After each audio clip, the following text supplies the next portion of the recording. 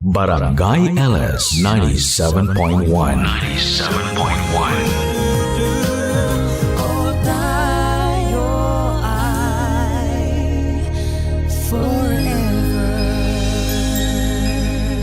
forever. Forever! Forever. Dear Papa Dudut, my name is Ernie.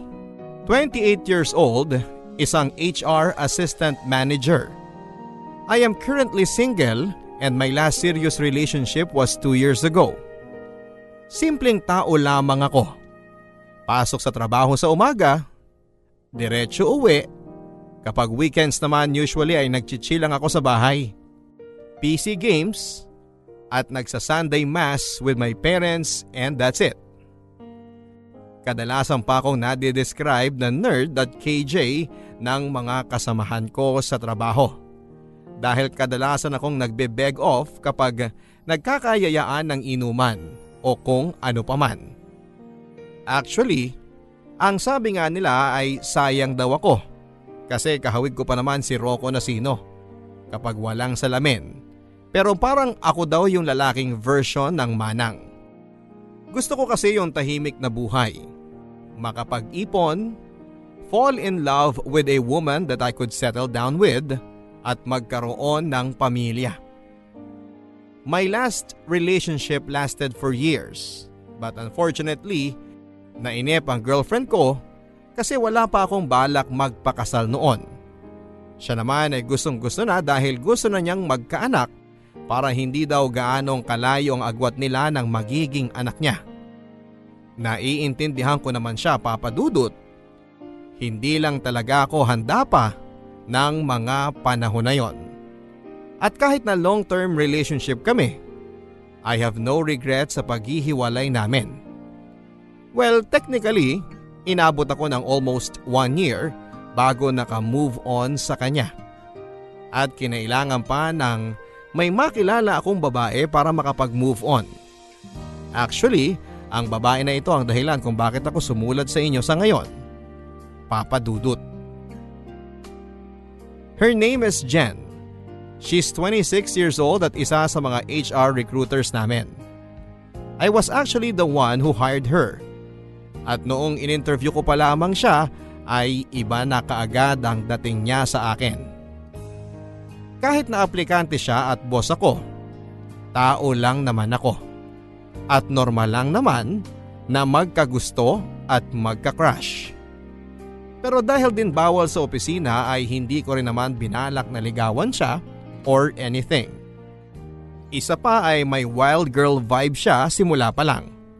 At ayoko ng sakit sa ulo at puso.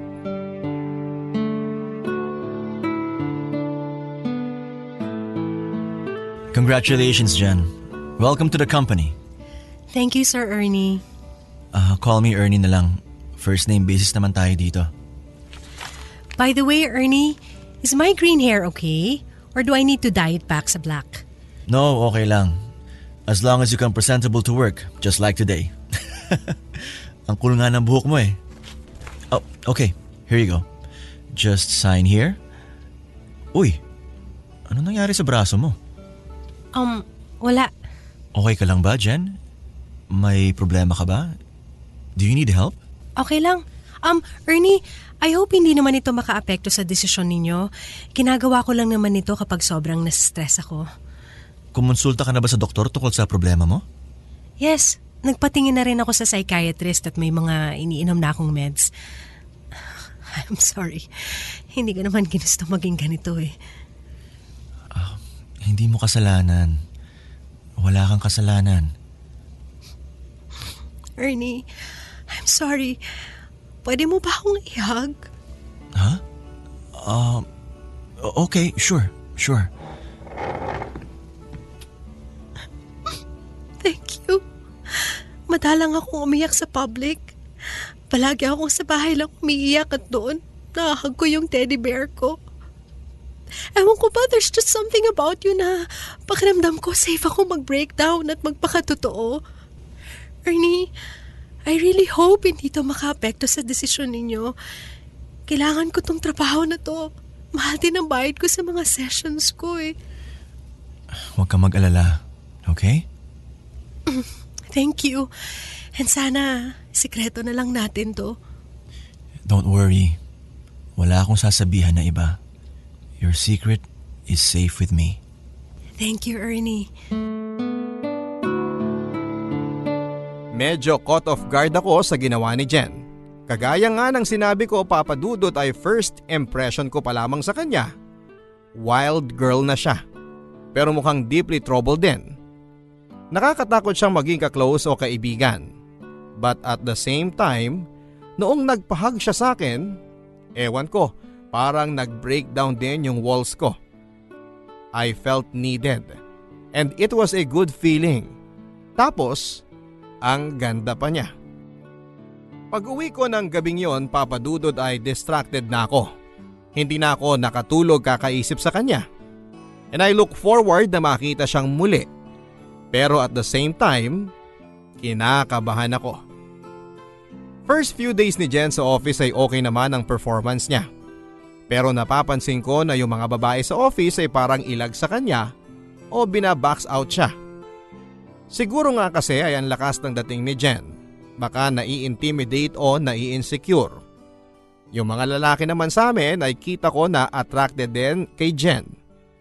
And one time, narinig ko yung mga boys sa pantry na nag-uusap. Alam ko nang si Jen ang topic nila. At hindi kagandahan ang mga sinasabi nila. They saw her as an easy girl and ako naman bilang isang boss din sa kumpanya, pinagsabihan ko sila na galangin naman nila yung babae. I wanted to protect Jen. Pakiramdam ko kahit na may fasad siyang malakas at maangas, pero ang lungkot niyang tao. Then one day, nakita ko siya sa may isang fast food at kumakain na mag-isa. Gusto ko siyang lapitan at kumustahin pero nangingimi ako na lapitan siya. Kasi ako rin mismo ay intimidated sa kanya. Pero nilakasan ko rin ang loob ko. Ewan ko, there's something about Jen that's magnetic to me. At yung pagkamanong at torpe ko sa babae, parang biglang nawala nang dahil sa kanya. Hi, Jen. Mind if I join you? Hi, Ernie! Sure. So, kumusta naman ang first 2 weeks mo sa office? Okay lang naman. Actually, no. I feel na ayaw sa akin ng mga tao. Pero okay lang naman, sanay na ako doon. As long as nagagawa ko ng tama yung trabaho ko at happy kayo. Medyo naramdaman ko nga yun eh. Kaya rin kinukumusta kita. Pero I hope hindi ka naman mag-resign, ha? No, of course not. So, sandami ko ng pinagdaanan. I have bigger problems than worry about kung anong sasabihin sa akin ng mga tao. Bakit? May sinasabi ba sila tungkol sa'yo? Well, wala naman silang sinasabing harapan, pero mararamdaman mo naman yun eh kung hindi ka welcome or kung pinaplastic ka lang. Yung mga boys naman, kadiri. I mean, sorry for the term ha, pero minsan ang gross nilang makatingin sa akin. Hindi naman kasi porkit ganito ko, easy girl na ako. Paki ko sa kanila. Are they bothering you? You can file an incident report if you want. It's okay, I can handle them. Sanay na rin ako sa mga kagaya nila. And again, I don't care. Besides, bakit pa ako mag-incident report kung pwede ko naman silang huntingin sa mga bahay nila at kumanti nang hindi nila nalalaman? Wow! Nakakatakot ka, ha? Joke lang! I'm sorry parang hindi ako nakikipag-usap sa boss. Okay lang naman siguro, no? Kasi nasa labas naman tayo ng office. Don't worry about it. Alam ko naman na kahit ganyan ka magsalita, hindi mo kayang manakit ng tao. How would you know? Kasi usually yung mga katulad mo na tatuan, yung mga green ng buhok, yung mga astig tingnan sa labas, fragile at malambot talaga deep inside. Papaiyakin mo na naman ako Ernie. Parang kilalang kilala mo na ako. Parang ang tagal na nating magkakilala. May ganun nga akong pakiramdam, Jen. Ernie, may girlfriend ka na ba? Wala. Ako kasi may boyfriend na. Oh. Okay. Alam ko kapag gusto ko ng lalaki. And I could feel that you like me. Pero hindi ka kagaya nila. Pakiramdam ko, hindi lang physical ang habol mo sa akin. Pure yung nararamdaman mo para sa akin. At gusto ko sanang i-explore yon. Kaso hindi pwede. Bukod sa boss kita, may boyfriend na ako.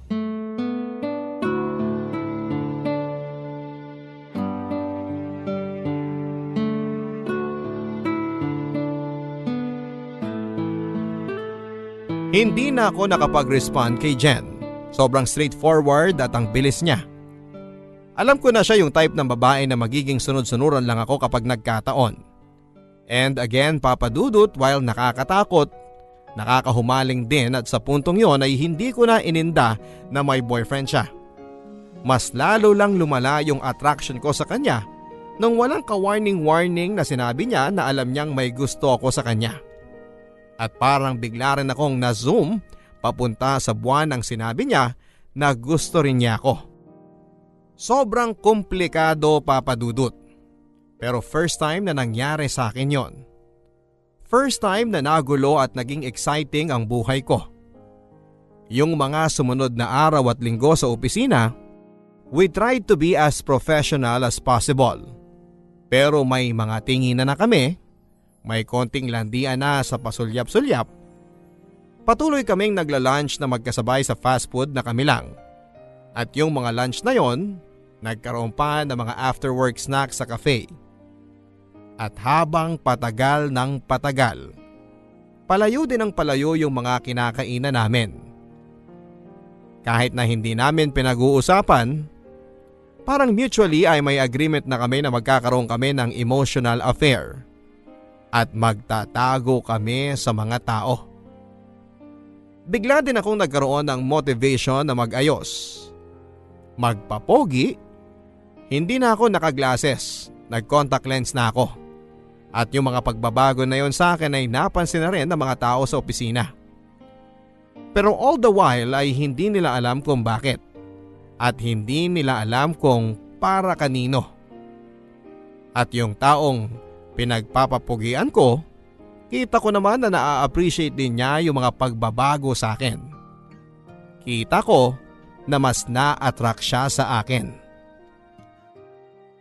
At hindi lang sa akin ang may nagbago. Kay Jen din. Napansin ko, papadudot, na mas masaya na siya sa work ngayon. Mas lumiliwanag na yung aura niya. At ayon sa mga kwento niya sa akin, yung huling session niya with her psychiatrist ay natuwa ang doktor niya dahil mas nagiging stable na rin daw ang mood niya. Ang sarap ng pakiramdam na nakakatulong ka sa pagbabago ng isang tao, papadudot. Na in a way, I was fixing her. Habang lumilipas yung panahon ay mas lalo kaming nagiging close ni Jen. At mas nagiging mahirap na rin ang pagtatago namin sa mga kaopisina ng friendship namin. Pero ika nga ng sinasabi nila, mas pinipigilan mo, mas sumasabog. Eventually ay napunta na nga talaga sa hindi dapat ang pagkakaibigan namin ni Jen.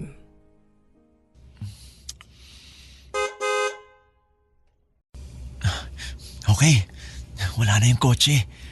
Ernie, teka lang. Delikado tong ginagawa natin. Alam ko. Jen, sa tagal na magkasama tayo, never ka nagkwento tungkol sa boyfriend mo. I mean, mahal mo ba siya? Ilang taon na ba kayo? Ernie, hindi ko binabanggit yung boyfriend ko dahil ayaw ko siyang pag-usapan. So let's not. Ernie, nagkaka-feelings ka na ba talaga sa akin? Hindi naman sa ganon. Fine. Sige, oo. And hindi ko alam kung gaano mo ako kagusto. Pero gusto kita, Jen. Gustong gusto. Gusto kitang maging girlfriend.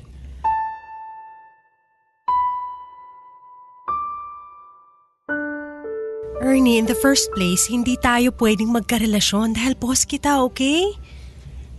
Pwede naman ako magpalipat ng department. Pwede akong mag-resign. Ano ka ba, Ernie? Huwag mo nga sirain ang buhay mo dahil sa akin. What? Hindi mo sinisira ang buhay ko, Jen. In fact, ngayon lang ako nakaramdam na buhay ako. You make me feel alive. Na-excite ka lang kasi boring ang buhay mo. Jen, huwag na tayo maglokohan. Huwag mo nang lokohin ang sarili mo. Alam ko, na-fall ka na rin sa akin. Ernie, kung ano yung meron tayo, hanggang dito na lang to. Huwag na nating sirain to by committing to each other. Masaya naman tayo ng ganito, di ba? Jen, sagutin mo na lang ang tanong ko, okay? Mahal mo pa ba ang boyfriend mo? Oo. Hindi yan totoo. Oo nga eh. No, you don't. And you know it. I don't know, okay? Basta ang mahalaga, hindi ko siya pwedeng iwan. Pero bakit?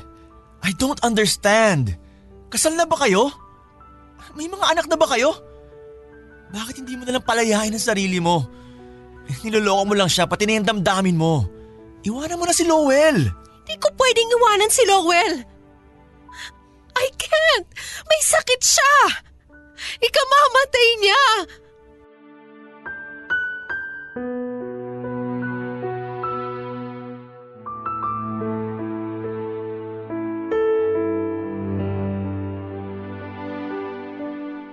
Doon ko na nga nalaman na may violent tendencies ang boyfriend ni Jen, na kaya pala hindi niya magawang makipaghiwalay dito ay dahil may history ito ng pananakit kay Jen, maski mismong sa sarili niya. Kung nagkakat si Jen ng braso, ang boyfriend niya ay mas malala dahil suicidal. Hindi ko akalain nung sinabi ni Jen na delikado yung relasyon namin, na literal palang delikado para sa kanya at para sa boyfriend niya. Kaya pala tumigil ng 6 years ang relasyon ni Jen at ng boyfriend niya. Noong una akala ko ay bored lang si Jen, kaya siya nakipag-affair sa akin. Yun pala ay hindi siya makawala. Kahit na sinasabi niyang hindi niya alam kung mahal niya ang boyfriend niya o hindi. Papa Dudut, alam ko na hindi niya mahal ito. Bilang nagtatrabaho ako sa HR, psychology graduate ako at alam ko na kung ano yung nararamdaman ni Jen. Malamang ay hindi na nanggagaling sa pagmamahal kay Lowell, kundi sa takot. Takot na may mangyaring masama at takot na may gawing hindi rin maganda si Lowell sa sarili niya at sa kanya mabunto ng sisi. Nang naikwento sa akin ni Jen kung ano ang naging reaksyon ni Lowell nang minsang sinubukan niyang makipaghiwalay dito, ay nakuha ko na kung bakit hindi niya maiwanan ito. Ang lala nga pala talaga. At doon ko rin na-realize kung gaano kagulo yung sitwasyon na pinasok ko. Naglalasla si Jen kapag nai-stress siya.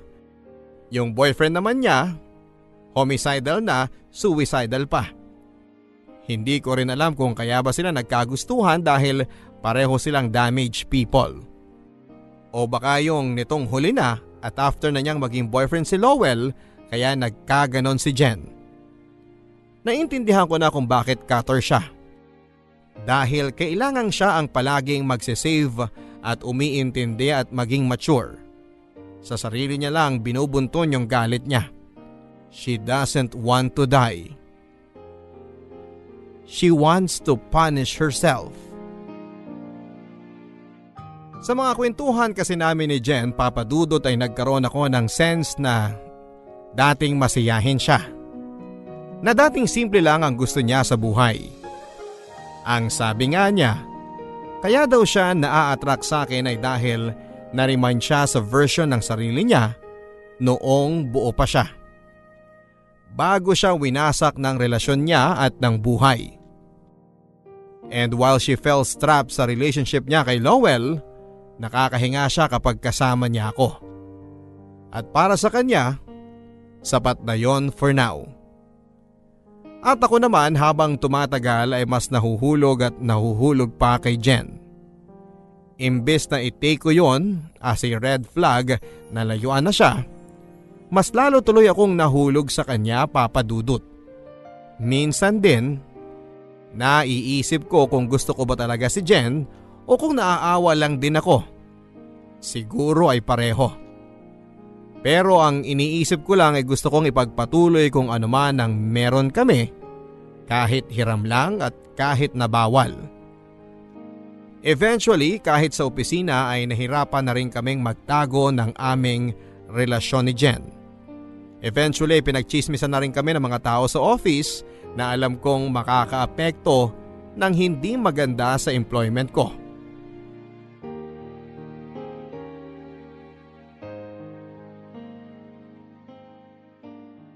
Ang chika nga, doon nga daw sa parking lot nagsushort time. Uy, paano naman nalaman?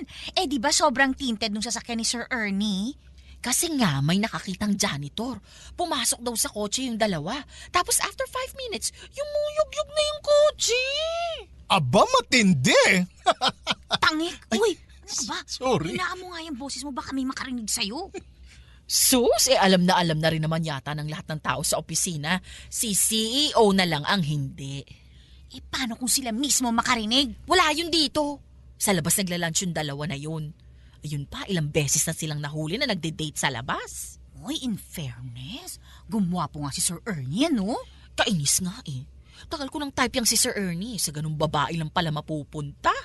Alam mo, kahit naman siguro wala sa equation si Jen, ay never kang magiging type ni Sir Ernie. Leche to? Oy! Shh, oy! Oy, teka muna. Eh, di ba may boyfriend yung si Jen? Nakita ko minsan sinundo siya dito eh. May tsura yung boyfriend niya, ha? Eh ano naman kung may boyfriend? Eh tsura pa lang ni Jen, parang tatlo-tatlong lalaki na pinagsasabay niya eh. Tingnan mo nga. Kaya pala walang makaporma sa amin dito kasi yung boss pa lang gusto. Oo nga, ang tagal ko nang gustong aswangin yun eh. Ano ba nagustuhan nyo dun kay Jen? Mukhang easy to get. Hati. Siyempre, lalaki lang. Malaki yung ano, ganun. Yung puso niya. Sa matambok yung ano, yung utak niya. Si Jen ba pinag-uusapan nyo? Ay, sir. Hindi po. Hindi po. Kanina pa ako nakatayo dyan eh. Hindi nyo ako napapansin kasi ang sarap ng kwentuhan nyo. Sir Ernie, sorry po. Hindi nyo ba alam na pwede ko kayong gawa ng incident report sa mga ginagawa nyo? Lalo na kayo mga lalaki kayo. Ang dudumi ng mga bibig nyo ah. Hindi nyo na ginalang yung babae. Bordering on sexual harassment na yan ah. Bakit, sir? Yung inyo rin naman technically, hindi po ba? Ang kaibahan lang, nag-e-enjoy din si Jen. Kaya hindi sexual harassment? Anong sinabi mo? Mapapastos ka! Uy, sir, tama na! Sir! Tama na! Tama na, sir!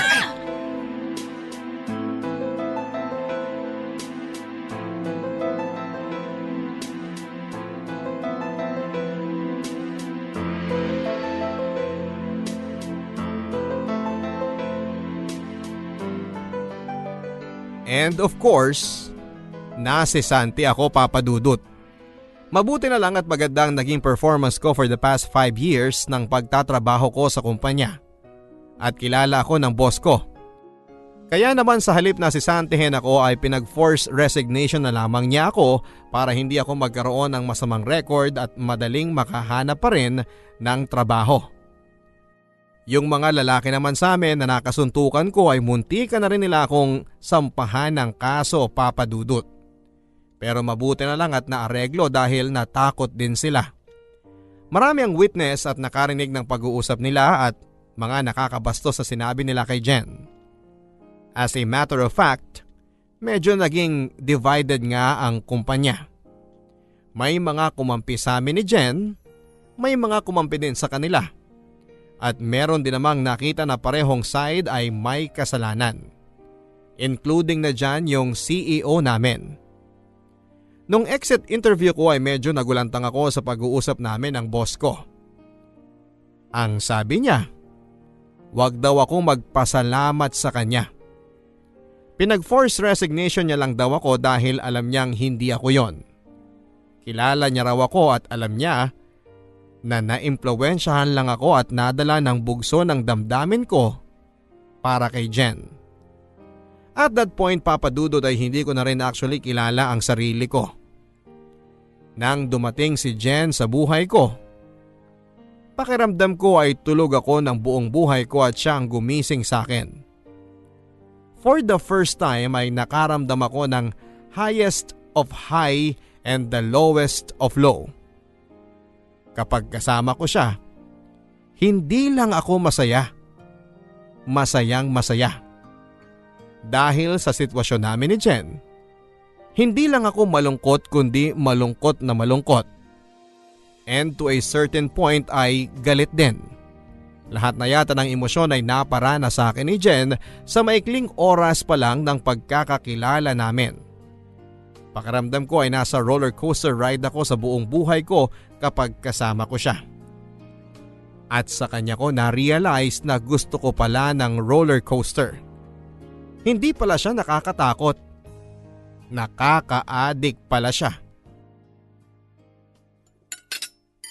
O Ernie, bakit parang hindi ka yata hyper ngayon? May problema ba? Nag-resign ako sa trabaho. Ano? Bakit ka nag-resign? Kanina lang parang normal ka lang naman na pumasok sa opisina. Tapos ngayon pag uwi mo nag-resign ka na? Bakit? May nangyari ba ngayon? Nasisante ako.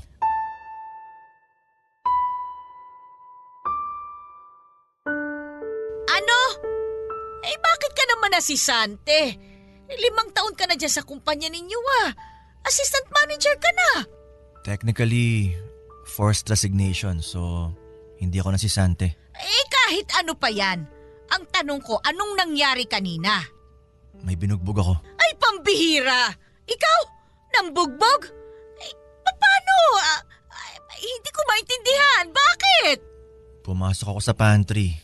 May narinig akong mga lalaki pinag-uusapan yung isang babaeng empleyado namin. Binabastos. Ayun, napikon ako.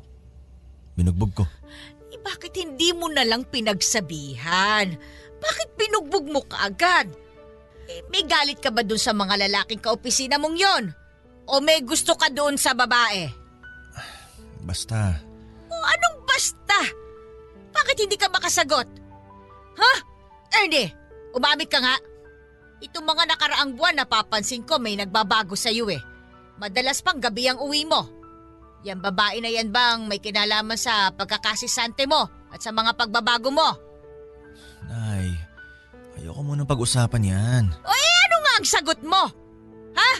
Sino ba yung babae na yan? Bakit hindi mo malang ipakilala dito sa bahay? Maayos na babae ba yan? Kapag hindi naman niya katulad ni Maricel, wag na lang. Wag mo nang dalhin dito. Nay, pwede ba? Ang dami-dami kong iniisip tapos kung ano-ano yung sinasabi mo. Aba, at sumasagot ka na ngayon, ha? Kita mo na nga nang wala na ako ng trabaho ngayon Sasabay mo pa ng mga wala mong kwentang issue. Aba, babaho yan, bibig mo ay tiko mo yan, ha? Wala akong pakialam kinatanggal ka sa trabaho o hindi. Nanay mo ako, kaya igalang mo ako. Hindi ko pa nakikilala yung babae na yan, ayoko na sa kanya. Kita ko ng masama ang epekto niya sa'yo. Nay, tama na! Ay, bumalik ka dito! Hindi pa kita tapos kausapin! Erneng!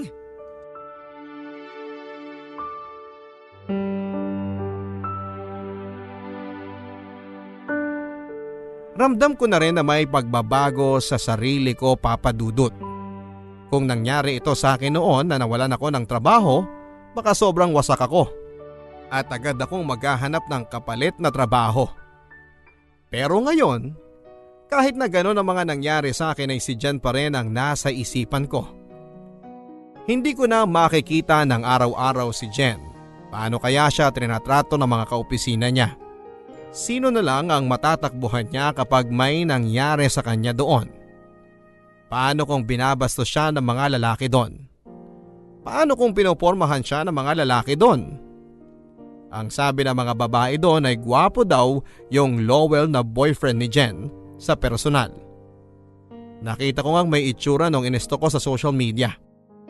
Mahal pa kaya siya ni Jen? Gusto pa kaya siya ni Jen? At mahal ba ako ni Jen? Para akong baliw na gabi-gabing hindi pinapatulog sa kakaisip tungkol kay Jen. Jen. Sa umaga ay mukha rin akong tanga dahil araw-araw ay pinupuntahan ko si Jen at nagkikita kami sa may fast food o sa restaurant para magkasabay siyang mag-lunch at para pa rin makibalita sa kanya. Siguro nga ay napansin din ni Jen na may nagbago sa akin mula nang masisanti ako sa trabaho. Posibleng dahil na guilty siya. Posibleng dahil natatakot siya na parang nagiging sobrang seryoso na ako sa kanya. As much as I tried to act cool na parang wala lang ang lahat, alam kong nararamdaman ni Jen na talagang na-attach na rin ako sa kanya. And I could feel her slipping away. Hindi ko lang alam kung yung pakiramdam na yon ay valid o baka napaparanoid lang ako dahil sa lahat ng nawala sa akin dahil sa pagmamahal ko kay Jen. Minsan naiinis ako sa sarili ko dahil alam kong nagpapakatanga ako. Kuhang-kuha na ako ni Jen na yung mga maliliit na bagay na ginagawa niya 5 times ay namamagnify sa akin. Isang sentence lang na sabihin niya ay meron akong 50 different interpretations. Natatakot ako dahil parang nabubulag na ako kay Jen. At dahil doon ay nagiging toxic na rin ako.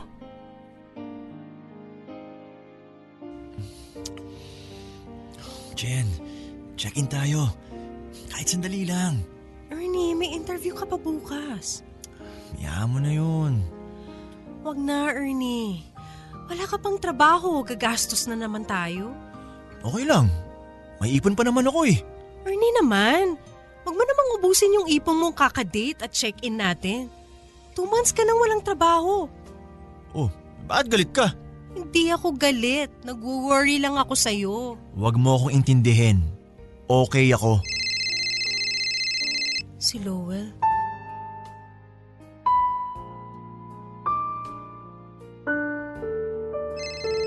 Huwag mo na sagutin. Sabihin mo na lang na busy ka. Hello, Lowell? Bad trip naman oh. Ha? Wala yun.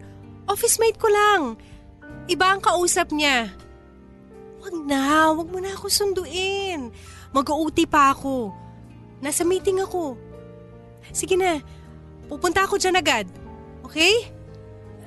Love you too. Jen, bakit hindi mo pahiwalayan yan si Lowell? Ernie, alam mo kung bakit. Hanggang kailan ka magiging preso niyang boyfriend mo? Sabi mo sa akin, di ba? Ang tagal-tagal mo nang hindi masaya sa kanya? Ernie, alam mo na ang sagot sa mga yan. At alam mo na rin na hindi ko pwedeng iwan si Lowell. Matagal na nating napag-usapan yan at akala ko dati nang malinaw sa'yo yun. Eh, leche naman kasi! Nawalan ako ng trabaho para sa'yo. So sinisisi mo ko? I'm sorry! Excuse me, Ernie. Hindi ko kasalanan kung bakit hindi mo napigilan yung sarili mo at tagwala ka doon. Thank you, pinagtanggol mo ko sa mga pambabastos na mga lalaki doon. Pero wag mo isumbat sa akin yun dahil kaya ko ipagtanggol ang sarili ko. Hindi kita kailangan. Ano sinabi mo? Ernie, mahal kita pero hindi kita kailangan. Kaya kong sarili ko. At si Lowell kailangan mo. Kailangan mo ng aalagaan? Ernie, alam mong hindi lang ganun kasimple yon. Eto, kung itusok tong ballpen na to sa mata ko, magiging kailangan mo na rin ba ako? Ano ba? Stop! Ano nangyayari sa'yo? Hindi ka naman ganyan dati ah! Dahil sa'yo! Sinira mo ang buhay ko! Ernie! Ang dami ko ng problema! Wag mo nang dagdagan, please! Bakit siya kailangan mo? Ako hindi! Piliin mo naman yung sinasabi na puso mo! Piliin mo naman ako! Ernie, sa nangyayari sa'yo ngayon, hindi ko na alam kung tama ang sinasabi ng puso ko. Umuwi ka na. May interview ka pa bukas. Uwi na ako. I'm sorry. Jen! Teka lang! Pabayaan mo ako umalis! Ano ba? Pabayaan mo ako! Kung nasisigaw ako dito! Fine! Sige! Umalis ka! Nandilim ang paningin ko noon. Pero mabuti na lang at napigilan ko ang sarili ko. Nagbago na nga talaga ako at ayoko na rin kung ano ang kinalabasan. Hindi ko alam kung sino ang may problema. Kung si Jen ba dahil ginawa niya akong ganito o baka dati na rin naman akong ganito. Maraming galit, needy at lumalabas lang ngayon dahil kay Jen. Naisip ko na baka naa-attract ni Jen ang mga toxic na lalaki. Kaya baka naa-attract ako sa kanya. At that point, kung ano-ano ang naiisip ko.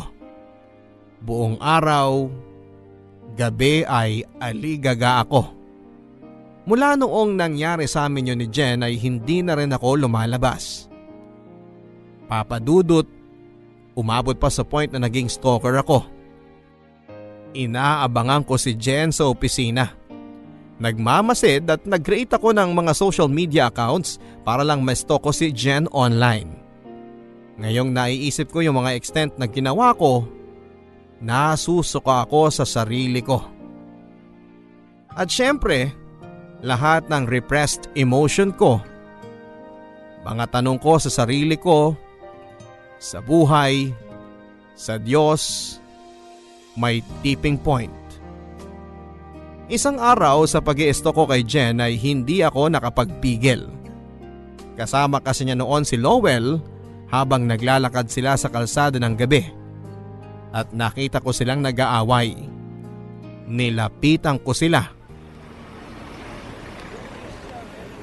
Bakit ang tagal-tagal mo lumabas sa opisina kanina? Siguro may kalandian ka doon, no? Lowell, tama na.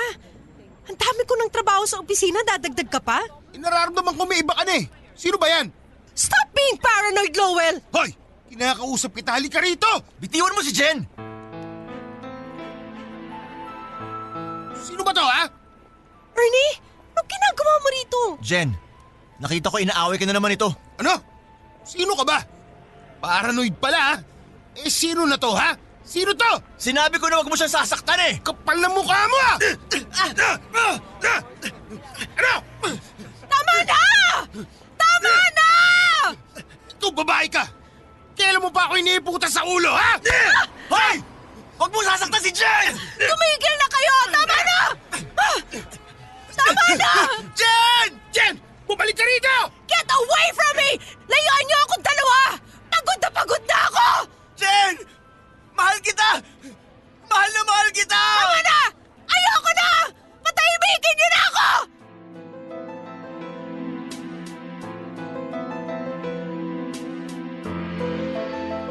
Yun ang huling pagkikita namin ni Jen, Papa Dudut. It's been 6 months. For the first 2 months after nang nangyaring yon ay patuloy pa rin akong nag-i-stalk araw-araw at hindi makatulog. Hindi naghanap ng trabaho at inubos lang ang ipon.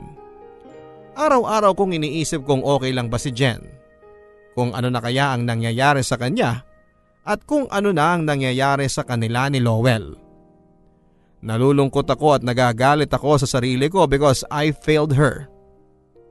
Na yung mga nag-iisang taong pwede niyang mapagkatiwalaan, yung pwedeng makinig sa kanya, yung magpoprotekta sa kanya ay nawala pa sa kanya. But eventually, I realized na baka tama nga si Jen. Ang kapal na mukha ko nasagipin siya, gayong hindi naman siya nagpapasagip. And in the process, ako yung nasira. Sinira ko yung sarili ko dahil gusto kong maging savior. Na-realize ko na ako na pala ang nangangailangan ng tulong. Kaya tulad ni Jen, lumapit ako sa isang psychiatrist. Nagpa-assess, nagpa-therapy at para matustusan yon at yung mga naging utang ko na rin, of course ay kailangan kong bumalik sa pagtatrabaho. At sinuwerte naman ako na nakapasok pa rin ako sa isang recruitment agency na medyo ka-level pa rin ang job title. Kahit nga mas maliit ang sweldo. Naging mabuti na ang kalagayan ko, Papa Dudut. Pero sa kabila noon ay naiisip ko pa rin si Jen. Nagwo-worry ako sa kanya. Mahal ko pa rin siya. At sana kapag okay na ako at malaya na siya ay pagtagpuin kaming muli ng tadhana at liligawan ko siya ulit ng maayos. Kaya din po ako sumulat sa inyo, Papa Dudut, ay para iparating kay Jen kung saan man siya naroon na kung kailangan niya ng tulong, alam naman niya kung saan ako matatagpuan. Yun pa rin ang number ko at yun pa rin naman ang social media accounts ko. At kung gusto niyang muli akong bigyan ng pagkakataon, narito lang ako. Naghihintay sa kanya. nagpapagaling para sa kanya. Ang inyong forever kapuso at kabarangay, Ernie. Maraming salamat sa kapuso nating si Ernie for sharing your barangay love stories. Hindi masamang magmahal, Ernie. Ito yung pakiramdam ng tao na dapat nating ipamahagi. Pero tandaan na sa pagmamahal ay may mga consequences. Inaalisan mo ng karapatan ng sarili mo na magmahal kung hindi mo kayang mahalin una ang sarili mo. Balance your life, Ernie. Hindi lang puso ang dahilan kung bakit ka nag-i-exist. May mga ibang priority pa sa buhay na pwede mong maging dahilan para maging masaya. How can you love someone if you don't know how to love yourself? Hanggang sa muli mga kapuso, ako po si Papa Dudut sa mga kwento ng pag-ibig, buhay at pag-asa. Dito sa Barangay Love Stories. Forever. Ang mga kwento ng pag-ibig, kwento ng buhay at kwento ng pag-asa dito sa Barangay Love Stories. Love Stories.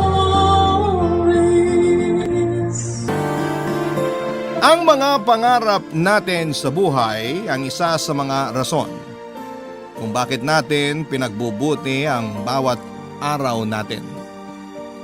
Dahil ang mga pangarap na ito ay mas makapangyarihan kumpara sa katotohanan. Ikaw kabarangay, ano ang pangarap mo noong bata ka na nakamit mo na sa ngayon?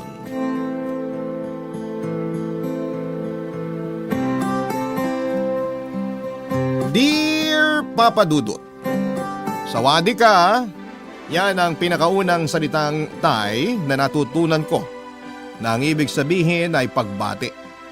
Bata pa lamang ako ay pangarap ko na talagang makapunta sa bansang Thailand. At nakamit ko yan nito lamang nakaraang taon.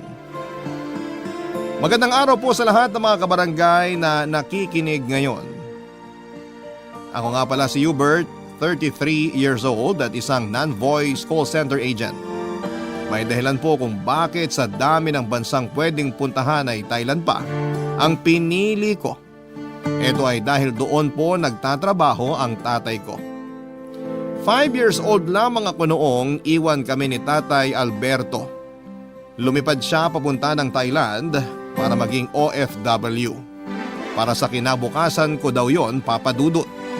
Kaya niya ako iniwanan, nakipagsapalaran siya sa malayong lugar para daw maibigay niya sa akin ang isang magandang buhay. Pero makalipas lamang ang 2 taon ay bigla na lamang naputol ang koneksyon namin sa tatay ko. Hindi na siya nagparamdam at kailanman ay hindi ko na siya ulit nakita pa. Papa Dudut, simula noon ay si Nanay Mary Ana po ang mag-isang nagpalaki sa akin. Nakahanap naman po siya ng panibagong asawa matapos ang ilang taon. Nagkaroon ako ng 2 kapatid sa ina at naging mabuti naman po sa akin ang stepfather ko na itago na lang natin sa pangalang Bernard. Wala akong masamang masasabi tungkol sa kanya dahil napakabait niyang tao. Siya na ang nagsilbing father figure ko sa pagtanda ko. Pero kahit na ganoon ay iba pa rin talaga kapag kapiling ko ang totoo kong ama. Yon ang isang bagay na hinahanap-hanap ko hanggang sa lumaki ako. Papa Dudut.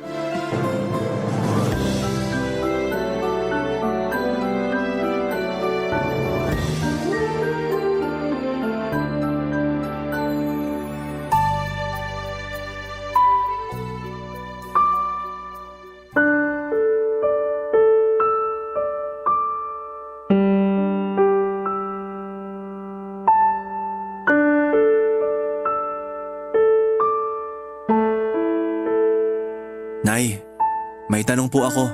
Oh, ano ba yon? Anong gagawin mo kung isang araw bigla na lang pumasok dyan sa pinto si tatay? Anong ibig mong sabihin? Araw-araw naman pumapasok dyan ng tatay mo ah. Hindi po si Tatay Bernard ang tinutukoy ko, kundi si Tatay Alberto. Hubert, hanggang ngayon ba naman? Umaasa ka pa rin sa pagbabalik ng tatay mong yon? Opo, wala naman pong masama dun, di ba? Tsaka isa pa, tatay ko yun. Alangan namang kalimutan ko na lang siya basta. Hindi na siyang tatay mo ngayon. Si Bernard na ang tatay mo. Siyang nagpalaki sa'yo. Siyang nag-alaga sa'yo. Siya ang pumalit sa pwesto na iniwan ng tatay mo simula nung hindi na siya nagparamdam. Alam ko naman po yun, pero syempre, iba pa rin naman kapag... Wala nang pero-pero. Kalimutan mo na yung lalaking yon. Kapag narinig ka ng tatay Bernard mo, ano na lang ang iisipin niya? Hindi ko naman po sinasabi na ayaw ko kay Tatay Bernard. Gusto ko lang naman na makita ulit si tatay kahit na iniwan na niya tayo. Para saan pa? Para mapanatag ng isip ko. Dami ko po kasing katanungan hanggang ngayon eh. Napapatanong ako, paano kung hindi na lang nag-abroad si tatay? Ano kaya ang buhay na meron tayo ngayon? Imbis na sayangin mo ang oras mo sa kakaisip ng mga bagay na imposible nang mangyari, isipin mo na lang ang kinabukasan natin. Wala kang mapapalang sagot sa mga tanong na ganyan dahil wala na nga ang tatay mo. Kaya nga tinatanong ko kayo kung isang araw bigla na lang bumalik si tatay, ano pong gagawin nyo? Wala. Paanong wala? Hindi nyo siya papansinin? Hindi. Para saan pa ba? Iniwan niya tayo kaya wala na siyang karapatang bumalik pa sa buhay natin. Pero paano nga kung... Hindi ko na nga siya tatanggapin. Hindi na siyang mahal ko. Si Bernard na. Hindi na siya ang asawa ko, hindi na siya ang tatay mo. Tatay ko pa rin siya, kahit anong sabihin nyo. Tatay mo na nang iwan sa'yo. At saka bakit mo pa ba iniisip yung taong yun? Baka nga may sarili ng pamilya ngayon yun eh. Nakakalungkot naman kung ganon. Ibig sabihin nun, hindi talaga niya tayo mahal. Kaya nga wag mo na siyang pag-aksayahan ng oras. Hindi niyo po kasi magets yung punto ko bilang anak eh. Gusto ko lang naman makita ulit yung totoong tatay ko. Hindi mo rin magets yung punto ko bilang magulang. Kami ni Bernard ang nagpalaki at nag-alaga sa'yo. Tapos sasabihin mo sa akin na gusto mong makita yung Alberto na yon? Hindi pa ba naman sapat anak yung mga ginawa namin para sa'yo? At kailangan mo pang hanapin yung totoong tatay mo? Hindi naman po sa ganon. Malaki po ang pasasalamat ko sa inyong dalawa ni Tatay Bernard, pero... Gano'n naman pala eh. Magpasalamat ka na lang. Huwag ka nang gumawa pa ng gulo. Tahimik na nga ang buhay natin, guguluhin mo pa. Nagtatanong lang naman po ako sa mga posibleng mangyari sa hinaharap. Sinagot ko na yung tanong mo, kaya pwede ba? Tigilan na natin tong usapang ito. Oo na. Mag-aral ka, maghanap ka ng trabaho. Yun ang atupagin mo. Hindi yung hinahanap mo pa yung taong wala namang kakwenta-kwenta. Isang katanungan lang naman ang gusto kong masagot. Kaya ko gustong makitang muli ang tatay ko. Bakit hindi na niya kami binalikan pa? Simula noong hindi na siya nagparamdam ay yun na po ang katanungang bumabagabag sa isipan ko. Nangako siya sa akin noon at hanggang ngayon ay nakaukit pa rin sa alaala ko ang mga pangakong yon. Kaya naman labis ang tampo ko sa tatay ko dahil pinabayaan niya kaming mag-ina. Hinayaan niya akong lumaki na iba ang ama. Hindi niya tinupad ang mga pangako niya sa akin na mabigyan ng maayos na kinabukasan. Simula noon, Papa Dudut, ay pinangako ko sa sarili ko na mag-iipon ako ng pera para makapunta sa Thailand para hanapin ang tatay ko.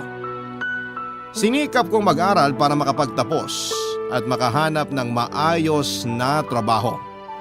Nang mapasok ako sa BPO industry ay sinimulan ko na ang paghahanap sa tatay ko, Papa Dudut. Ang problema ay wala akong kakilala ni isang kamag-anak mula sa father's side ko. Ayaw din namang magkwento ni nanay tungkol sa buhay ni tatay kaya wala talaga akong alam sa kanya maliban na lamang sa mga natitirang ala-ala ko sa tatay Alberto ko. Habang nag-iipon ng pera ay unti akong nagkaroon ng interes sa Thailand. Ang kultura nila, pananalita at maging ang mga palabas. At kung ano pa ay inaral ko, Papa Dudut. Nagkaroon din po ako ng ilang kaibigan mula sa bansang iyon sa pamamagitan ng social media. Isa na rito si Vivian na noong nakilala ko ay OFW siya sa Thailand, Papa Dudut.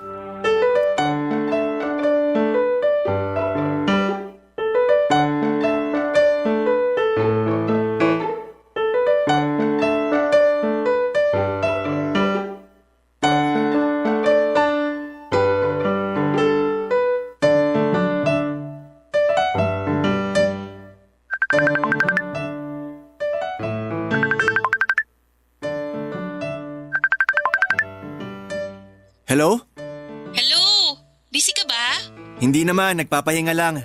Katatapos ko lang kumain. Sana all nakakain na. Bakit? Hindi ka pa ba kumakain? Hindi pa, pauwi pa lang ako galing work. Nasa labas ka pa?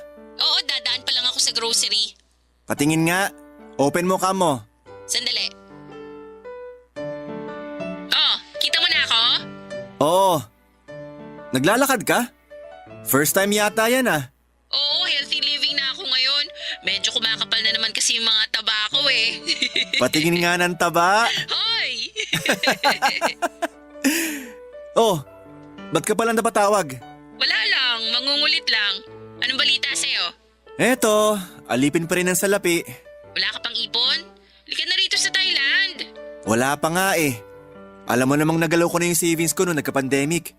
Ngayon pa lang ulit ako bumabawi. Yung pandemic kasi na yan eh, panira sa mga plano. Bakit mo ako biglang niyaya mag-Thailand na? Miss mo na ba ako? Hoy, walang ganon. Ikaw talaga? Biro lang. Hopefully this year pwede na. Talaga? Oo. Wala naman ako masyadong pinagkakagastusan ngayon. Kaya nakakapag-ipon na ako ng maayos. Kapag nakapunta ka rito, ano namang gagawin mo? Siyempre titikman kita. Ano? Yung luto mo. Kako, titikman ko yung mga luto mo. Di ba sabi mo mahilig ka magluto? Yun yung uunahin ko. Ikaw, Hubert ha? Kinakabahan ako sa mga lumalabas dyan sa bunganga mo eh. Ikaw naman? Ilang taon na tayong magkakilala, di ka pa nasanay. Hindi talaga. Ipapasyal mo ba ako kapag nakapunta na ako dyan? Oo naman! Actually, may itinerary na ako kapag nakalapag ka na dito sa Thailand. Pagdating mo pa lang, may bibisitahin na tayong resto. Ipapatikim ko sa'yo yung paborito kong Thai food dito. Nakaka-excite naman yan. Kaya bilisan mo nang mag-ipon. Huwag kang gastador dyan. Eto na nga, nag-iipon na nga ulit. Gusto ko na talagang makapunta dyan. Ano pang balita sa tatay mo? May nakuha ka na bang impormasyon tungkol sa kanya? Wala pa eh. Ayaw naman magkwento ni nanay. Tuwing binubuksan ko yung usapan tungkol sa tatay ko, nagagalit siya.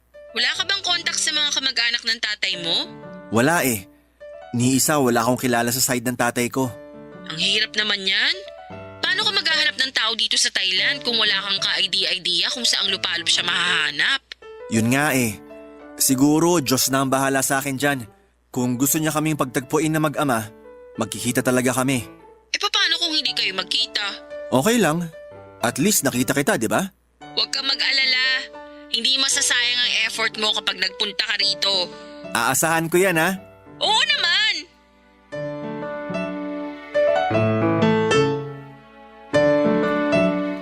Pandemic noong una kong nakilala si Vivian Papadudut. Inad lamang niya ako noon sa Facebook at doon na po nagsimula ang pagkakaibigan namin. Dahil naka-work from home at hindi rin makalabas ng bahay ay binigyan ko ng oras si Vivian. 5 years na siya noong nagtatrabaho sa Thailand bilang performer. Dati siyang miyembro ng isang dance group na sinubukang hanapin ng swerte sa ibang bansa katulad ng ginawa ng tatay ko. Si Vivian ang pumawi ng boring na buhay ko noong pandemic, Papadudut. Mabilis kaming naging close kahit na online lamang kaming nagkakausap. Minsan sa isa't isa kami naglalabas ng mga problema namin sa buhay. Minsan ko na rin na-open sa kanya ang tungkol sa tatay ko at sa kagustuhan kong makapunta ng Thailand para hanapin siya. Noong lumuwag ang restriction sa bansa ay unti-unting bumalik ang dati sa lahat. Pero kahit ganoon ay nagpatuloy pa rin ang contact namin ni Vivian sa isa't isa. Sa katunayan ay mas lumalim pa ang pagkakaibigan namin. Sinubukan ko siyang ligawan noon pero binasted lamang niya ako dahil masyado raw siyang busy sa kanyang trabaho, Papadudut. Para magkaroon ng LDR relationship o ka-long distance. Ganon pa man ay mas lumakas ang hangarin kong makapunta sa bansang Thailand dahil 2 taon na ang gusto kong makita doon. Unang-una, syempre ang tatay ko. Pangalawa si Vivian na naging close ko na rin ng mga panahong yon, Papadudut. Excited na akong makita silang dalawa, Papadudut. Barangay Love Stories. Barangay Love Stories. Papadudod, sakto lang po ang monthly income ko sa trabaho ko para matustusan ang mga pangangailangan ng pamilya ko. Nag-aabot ako ng pera sa mga magulang ko at nag-aabot din ako para sa pag-aaral ng mga kapatid ko, kaya medyo nahirapan ako makapag-ipon muli, lalo na noong nagkaroon ng pandemic ay nasimot ang savings ko. Kinailangan ko talagang maghigpit ng sinturon noon para makaipon ng pambili ng tiket ko papunta sa Thailand. Lagi akong nagbabaon sa trabaho ko at umiiwas na kumain sa mga restaurant at fast food. May sarili din po akong tumbler para hindi ko na kailangan bumili ng tiket kapag nasa labas ako. Binansagan nga po akong pot-pot sa trabaho dahil sobrang kuripot ko raw. Pot-pot, kuripot. Totoo naman yon, Papa Dudut, dahil sa kagustuhan ko makapunta sa Thailand ay hindi na nga po ako bumili ng bagong damit. Katwiran ko hanggat na isusuot ko pa ng maayos sa mga damit ko ay tuloy lamang ako sa paggamit ng mga yon. Hindi rin ako sumasama sa mga galaan kahit na lagi akong inaaya ng mga katrabaho at kaibigan ko. Nililibang ko na lamang ang sarili ko sa pamamagitan ng pagtambay sa labas ng bahay namin. Kung minsan ay nakikipaglaro na lamang ako ng basketball sa covered court malapit sa amin, pero kalimitan ay si Vivian ang pumapatay ng oras ko. Hanggang netong nakaraang taon na nga ay nakapag-ipon na ako ng pera para sa 3 araw na pagdalaw ko sa Thailand. Wala akong ibang sinabihan nito, Papa Dudut, kundi si nanay lamang.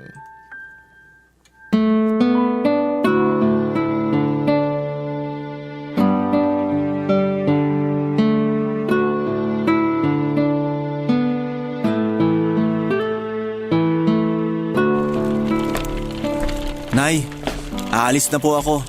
Oh, saan ka pupunta? Bakit may dala kang maleta?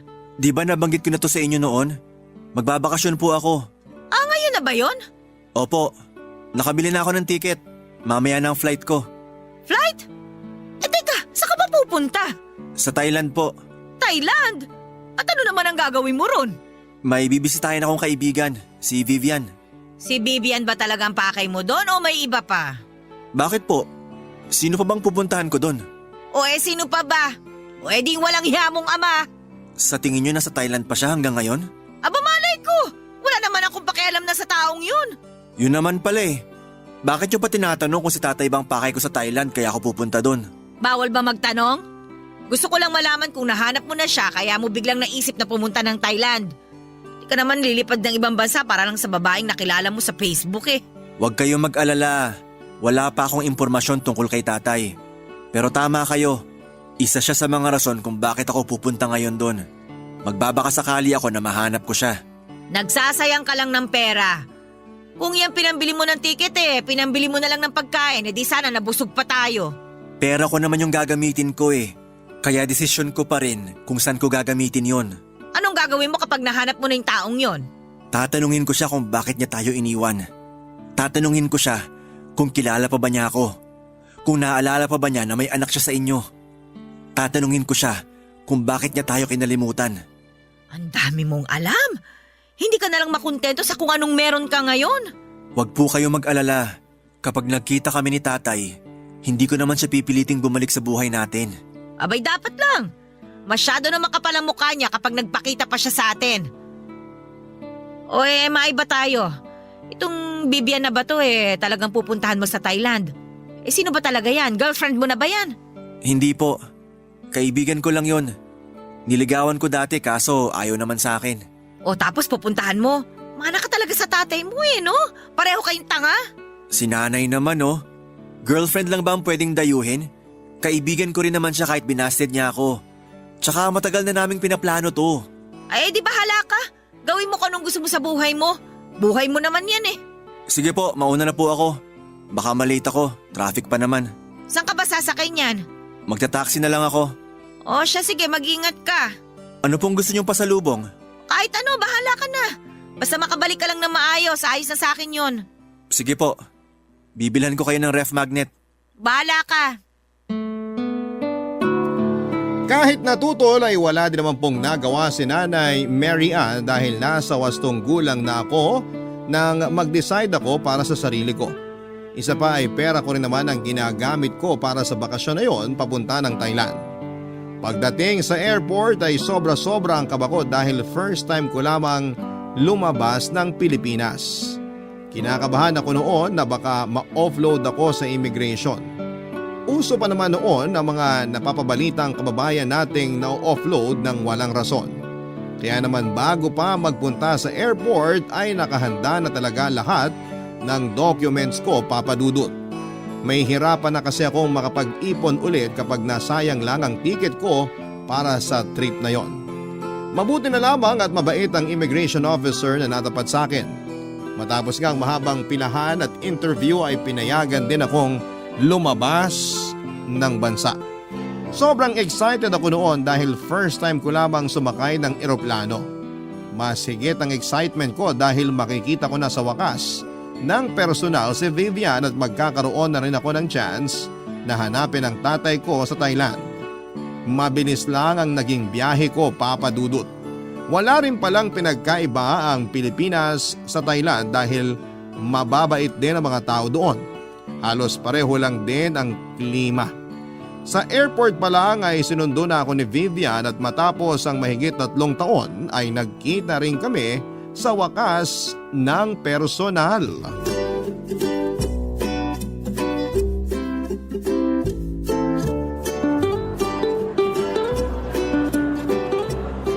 Oy, Hubert! Vivian! Payakap nga! Sawadee krap! Welcome to Thailand! Totoo na ba to? Nasa Thailand na ako? Oo, totoo na to. Sa wakas, nakatapa ka na dito sa Land of Smiles. Walang iba kundi ang Thailand! Ay, di pa rin ako makapaniwala. Parang panaginip lang ang lahat. Ang tagal kong hinintay ang araw na to. Alam ko, simula nung nagkakilala tayo, wala ka ng ibang binanggit kundi ang makarating dito. Pangarap ko na to simula pagkabata eh. Kung sakaling mahanap nga natin ang tatay mo rito, ano naman ang pinakaunang gagawin mo kapag magkaharap na kayo? Kukumprontahin mo agad? Ano nga ba? Hindi ko naisip yan ah. Sa totoo lang, di ko alam. Bakit naman hindi mo alam? Matagal mo na siyang gustong makita pero hindi mo alam kung anong gagawin mo kapag magkaharap na kayo? Oo, parang ganon. Siguro kasi alam ko naman na hindi na talaga kami magkikita. Akala ko pa naman handa ka na. Siguro, yayakapin ko siya. Yayakapin ko siya na mahigpit. Yun lang? Ano pa ba? Siyempre kukumustahin.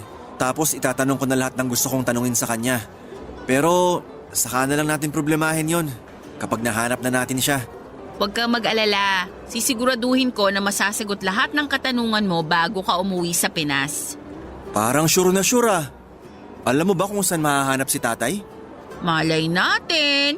Hindi ka sure. Yung totoo, may alam ka ba? Wala. Halika na nga, umalis na tayo. Saan mo ako unang dadalhin? Excited na ako mamasyal dito. Kakain tayo. Ipapatikim ko sa'yo yung favorite Thai dish ko. Ano naman yun? Ayoko sa manghang ha. Hindi ako mahilig doon. Somtam ang tawag sa ipapatikim ko sa'yo. Masarap yun. Somtam? Ano yun? Teka, familiar yan ah. Nabasa ko na yan eh. Yan ba yung salad? Tama, green papaya salad yun. Dumayo ako rito sa Thailand para lang kumain ng papaya. Ang dami nun sa Pinas. Siraulo, masarap yun. Pinaghalo-halo ang tamis, alat, asim at anghang. Basta hindi yung typical na salad. Tikman mo na lang para malaman mo yung sinasabi ko. Basta akong bahala sa'yo. Sige, pero bago tayo kumain, hanapin muna natin kung saan yung tutuluyan ko. Halika na, samahan na kita. Alam mo ba kung saan yung address? Oo, nandito sa cellphone ko. O tara na. 3 araw lang ang itinagal ko sa Thailand, Papa Dudut. Sa tulong ni Vivian ay nakahanap ako ng mumurahing accommodation na malapit lang sa sentro. Sa unang araw ko doon ay agad niya akong ipinasyal sa mga tourist spot sa Bangkok. Ipinatikim din niya sa akin ang mga masasarap na pagkain doon.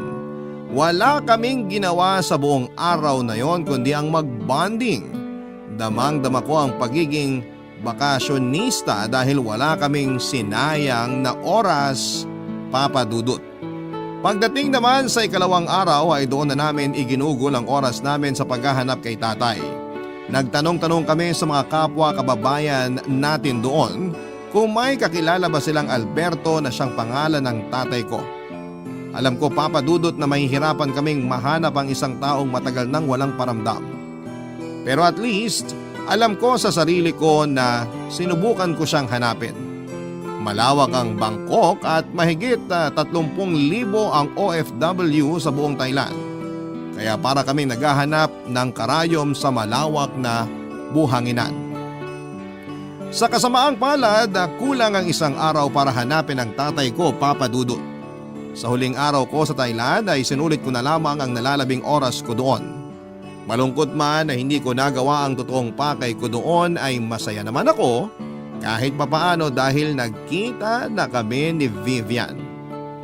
Iyon nga lang, bago ko umalis pabalik sa Pilipinas, ay isang sekreto ang nalaman ko tungkol kay Vivian na konektado pala sa tatay ko. Barangay Love Stories. Barangay Love Stories. Tanggap ko na noon, Papa Dudut, na hindi ko na talaga makikita pa ang tatay ko.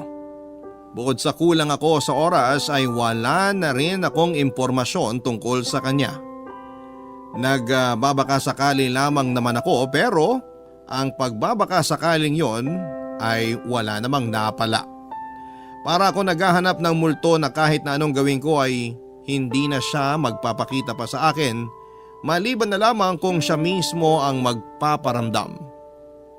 Ang ginawa ko na lamang ay in-enjoy ko ang nalalabing oras ko sa Thailand kasama si Vivian.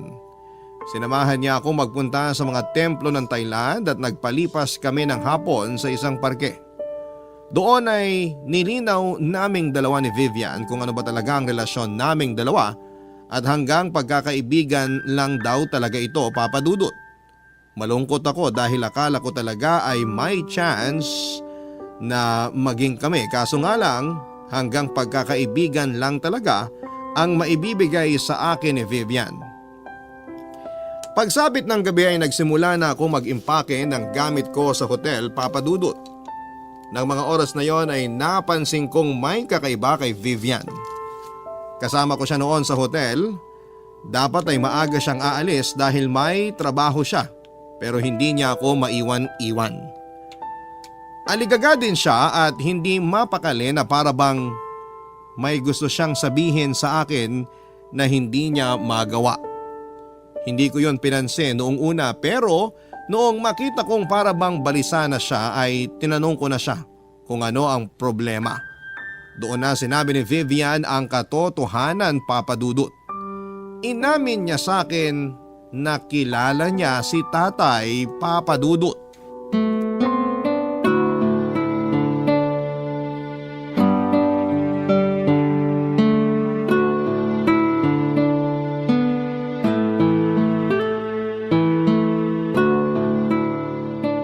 Hoy, okay ka lang ba? Kanina ka pa paikot-ikot dyan.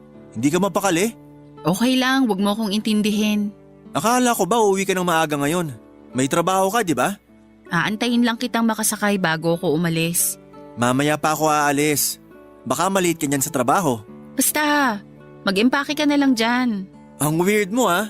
Nalulungkot ka siguro kasi uuwi na ako. Ang totoo niyan, may gusto sana akong aminin sa'yo eh. Ano yun? Paano ba? Huwag kang magagalit sa akin ah. Bakit nga? Ano ba yung sasabihin mo? Kilala ko ang tatay mo, Hubert. Ha? Paano nangyari yun? Magkatrabaho kami dati. Totoo ba? Yung tatay ko na matagal ko nang kinukwento sa'yo? Kilala mo siya? Oo. Nakipagkilala ako sa'yo dahil sa tatay mo. Planado yung pag-add ko sa'yo sa Facebook. Kinaibigan kita kasi gusto kitang makilala. Gusto kong makilala yung anak na laging kinukwento sa akin ng tatay mo. Pero bakit ngayon mo lang ito sinasabi? Ngayong paalis na ako. Hindi ko kasi alam kung paano ko sasabihin sa'yo eh. Hindi ko alam kung ako ba dapat ang magsabi sa'yo nito. Pero ayokong umalis ka na walang napala rito sa Thailand kaya bago ka umuwi, gusto kong malaman mo ang totoo. So alam mo kung saan mahahanap ang tatay ko? Wala na siya rito sa Thailand. Nasaan siya? Nakauwi na ba siya ng Pinas? Bago ko sagutin yan, may ipapakita muna ako sa'yo. Ito yung last picture naming magkasama. Sandali. Hanapin ko lang sa phone ko. Eto. Nagkaroon kami ng group picture bago mag-pandemic. Nasaan si tatay dyan? Siya yung nakapula. Nakapula? Babae yung nakapula. Siya yan, Hubert.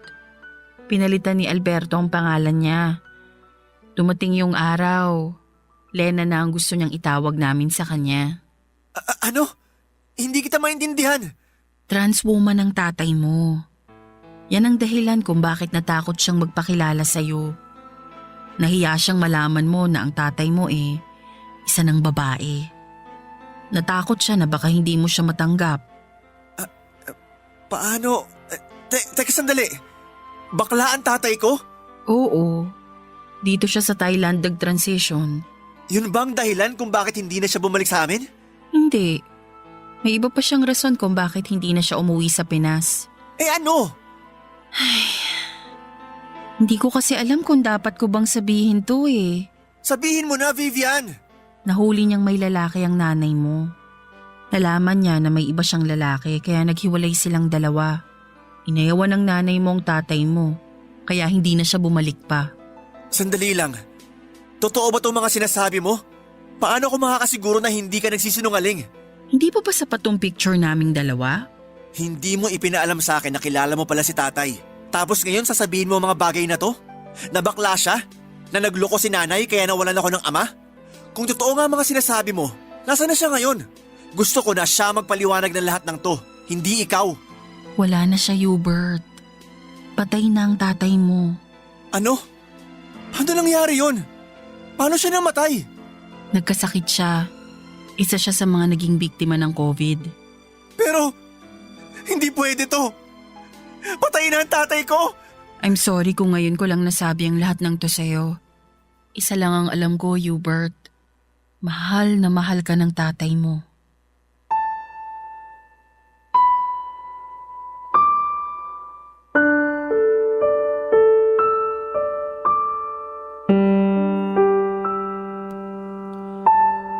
Hindi po ako makapaniwala sa mga nalaman ko, Papa Dudut. Nang gabing yon ay inilahad sa akin lahat ni Vivian ang tungkol sa mga nalalaman niya kay tatay. Hindi ako makapaniwala na planado pala ang lahat, pati na ang pakikipagkilala niya sa akin. Ang mga katanungang tumatakbo sa isipan ko simula pagkabata ay si Vivian mismo ang sumagot. Hindi ko alam na bading pala ang tatay ko, Papa Dudut, pero kahit na ganoon ay pinili niyang pakasalan si nanay dahil gusto niyang bumuo ng pamilya. Pero dahil sa hirap ng buhay ay nag-abroad si tatay para matustusan ang pangangailangan ko. Iyon nga lang, noong nasa Thailand na si tatay ay nalaman niyang may ibang lalaki pala si nanay. Ito'y walang iba kundi ang tumatayo ko ngayong ama-amahan na si Tatay Bernard. Handa naman daw si tatay na patawarin si nanay kaso nga lang ay mas pinili ni nanay si Tatay Bernard. Matapos siyang iwan ni nanay sa Thailand na tinupad ni Tatay Alberto ang pangarap niyang maging tunay na babae. Doon ay nagpa-enhance siya ng katawan at nag-transition sa pagiging trans woman. Mula sa pangalang Alberto ay nakilala siya sa Thailand bilang Lena at doon na niya nakilala si Vivian. Si tatay ang nagsilbi nilang koryo ng ilang taon. Sobrang sakit para sa akin, Papa Dudut, na malamang si nanay pala ang may kasalanan ng lahat. Buong pagkabata ko ay nanaig ang tampo ko kay tatay dahil hindi na niya kami binalikan. Yun pala ay si nanay din lang pala ang may kagagawan ng lahat. Durog na durog ang puso ko noon habang pauwi ako. Lalo na noong mapagtanto kong kailanman ay hindi ko na masisilayan ang tatay ko. Noong makaharap ko na si nanay ay kinausap ko kagad siya tungkol sa mga katotohanang nalaman ko sa Thailand, Papa Dudut.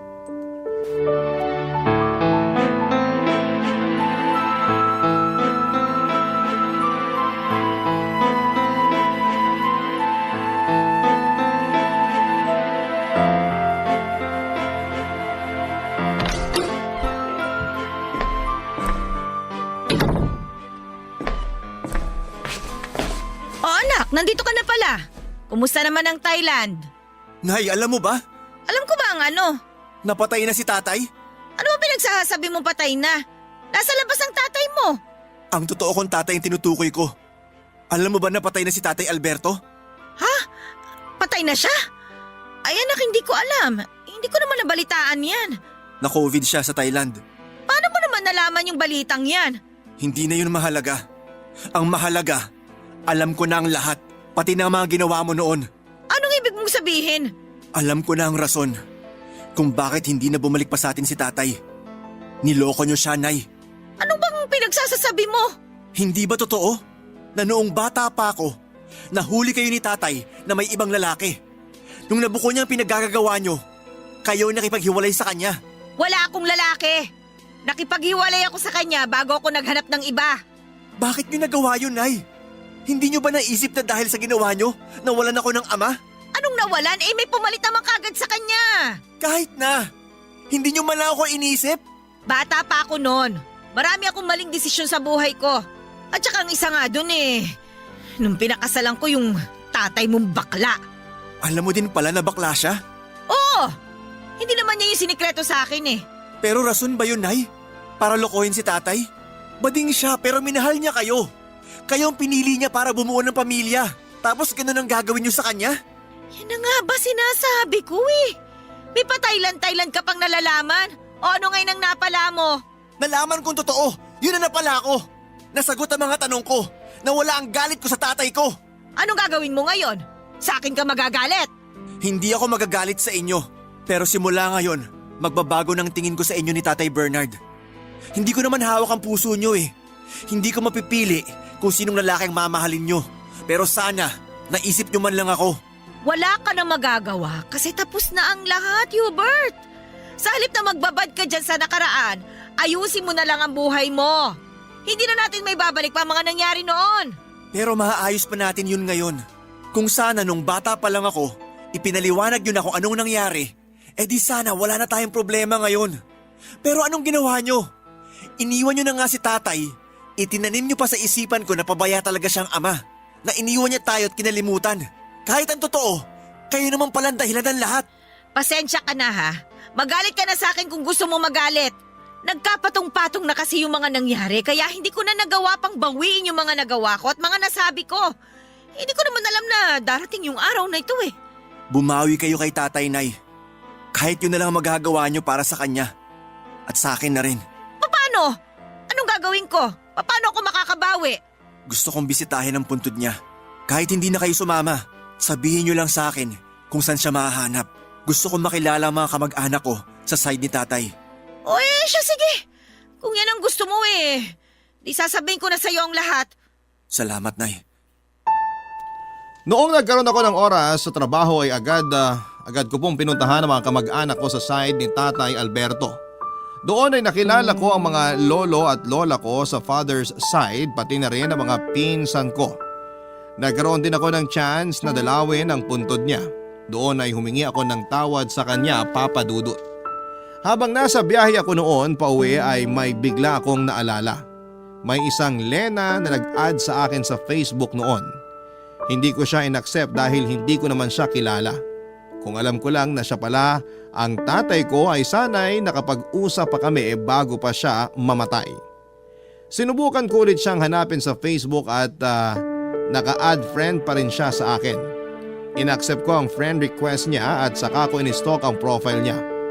Walang tigil ang pag-agos ng mga luha ko mula sa mga mata ko nang makita ko ang mga pictures ng tatay ko, Papa Dudut. Nung i-check ko ang spam messages ko ay doon ko lang nabasa ang mga mensahe niya para sa akin. Matagal na pala siyang nagme-message sa akin pero dahil hindi kami friends ay sa spam nagpupunta ang mga messages niya. Hindi niya ako nakakaligtaang batiin sa Facebook, Papa Dudut. Sa loob ng ilang taon ay palagi niya akong binabate sa mga importanteng okasyon ng buhay ko. Lagi din siyang nangungumusta kahit na wala siyang natatanggap na reply. Bago siya mamatay, isang mahabang mensahe ang pinadala niya sa akin. Humingi siya ng tawad dahil iniwan niya ako. Nagsorry siya dahil hindi niya nagampanan ang tungkulin niya bilang isang ama at hindi niya nagawa ang mga pinangako niya sa akin noon. Sobrang iyak ko noon, Papa Dudut. Matagal kong hinanap ang tatay ko at nasa spam messages ko lang pala ang sagot sa mga katanungan ko. Sa ngayon ay nagpatuloy pa rin ang komunikasyon namin ni Vivian bilang magkaibigan. Tuwing may gusto akong malaman tungkol kay tatay ay kay Vivian ako nagtatanong. Kalaunan ay unti-unti ko rin namang napatawad si nanay pati na rin ang tatay-tatayan ko. Wala na din naman pong saysay kahit na magtanim ako ng galit sa kanila dahil hindi na nito may babalik pa si tatay. Basta ang mahalaga ay alam ko na po ngayon ang katotohanan. Papa Dudut, dito ko na po tinatapos ang sulat ko at maraming salamat sa inyong oras at sana'y nagustuhan niyo po ang kwento ko. Manatili po nawang bukas ang Barangay Love Stories para sa mga tulad ko na gustong magbahagi ng karanasan dito sa inyong programa. Isang malaking pasasalamat po sa Barangay LS sa pagpapaunlak sa mga gaya ko na nangangarap na maitampok ang kwento nila sa programang ito. Ang inyong forever kapuso at kabarangay, Hubert. Nagustuhan ng iyong napakinggan? Ituloy yan via live stream sa www.gmanetwork.com/radio. Barangay LS 97.1 Forever